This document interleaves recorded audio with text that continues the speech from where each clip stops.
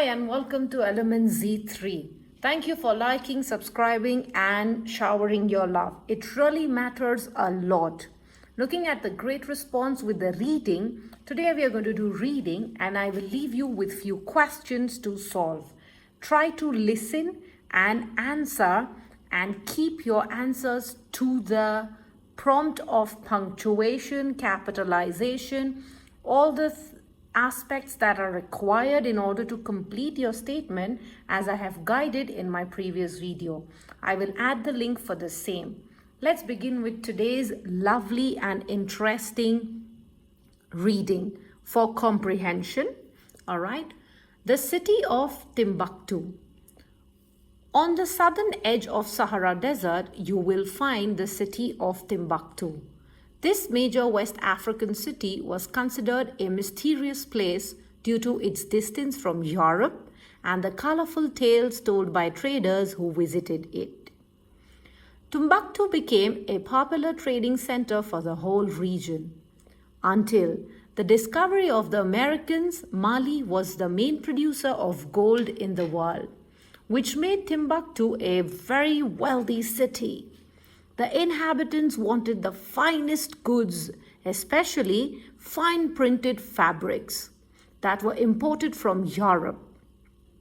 Imported goods were shipped across the Mediterranean Sea of the ports in Morocco, then on the camelback of Timbuktu. In exchange, the salt, worth as much as gold at that time, was taken from the mines in Taghaza back to Europe.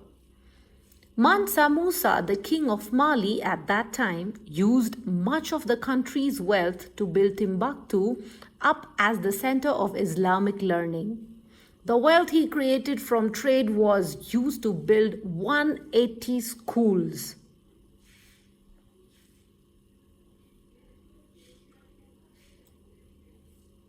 Three universities and many mosques, all teaching the Quran. Sankore University in Timbuktu was the first university in the world. Sankore University is named after a very wealthy Muslim woman who wanted to do good deeds for other people. She paid for building the university, which could accommodate about 25,000 students. Students came all the way from Saudi Arabia, Europe, and other parts of the world to study at Sankore University. Soon, the manufacture of the books and other products used for books became an important business, with many people writing and copying books, making ink, making paper, and illustrating and binding books. Timbuktu was known as the city of books, thanks to all the handwritten manuscripts brought to Timbuktu and written in the city itself by all the scholars there. The Arabic manuscripts written in Timbuktu became known as the Timbuktu manuscripts. Some of the manuscripts were beautifully decorated with gold and kept in leather covers. Thanks to these manuscripts, we know that Africa has a rich legacy of written history. Africa, after Mansa Musa died in the middle of the 14th century, the golden age of the Mali Empire came to an end. The different leaders of Mali fought against each other and Morocco invaded. Morocco took all the wealth of Mali and burnt down some of their famous libraries. Many scholars were either killed or sent to Morocco. During this time, the Timbuktu manuscripts began to get lost and fall apart. The delicate pages became brittle and fell apart when it was the dry season, and the damp rainy season left the pages moldy. Insects also became a problem, eating away the pages.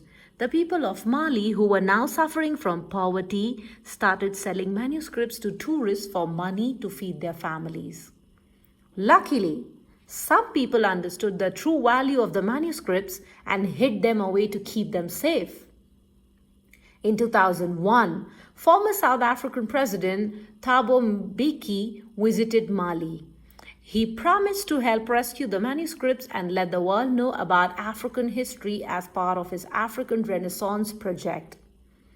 In 2003, the South Africa Mali Scrolls project was started. Its aim was to collect, conserve, and catalog the documents, build a special library at the Ahmed Baba Institute in Timbuktu, equipped to keep the manuscripts safe, train researchers and librarians to look after the manuscripts, make digital copies of all the manuscripts so that the 300,000 old manuscripts would be safe for future generations of Africans. Timbuktu was declared a World Heritage Site in 1988 to ensure the protection of its architecture, culture, and history by certain laws for future generations. Let me leave you with few questions here in order to answer. So the comprehension says is, let me adjust the questions for you. All right, so the questions are, where is the city of Timbuktu situated? Which precious metal is said to be responsible for turning Timbuktu into a wealthy city? Kindly try to answer in a complete statement. List 3 different items that were traded in Timbuktu. Why do you think that salt was valuable as gold at that time? What did Mansa Musa do to promote the teaching of Quran in Mali? The building of Sankore University introduced a new business opportunity to Timbuktu. What business started? What are Timbuktu manuscripts? President Mbeki believed that the Timbuktu manuscripts were very important to the whole Africa. What did he want to show the world with these manuscripts? I have few more questions. You may definitely comment if in case you want me to put up those questions as well and answers to these questions. Do like, comment, share, subscribe, and we will come back as per the majority of the likings. If in case you want me to put the answer, I'll definitely upload. Till then, keep liking, keep subscribing, keep smiling. Thank you.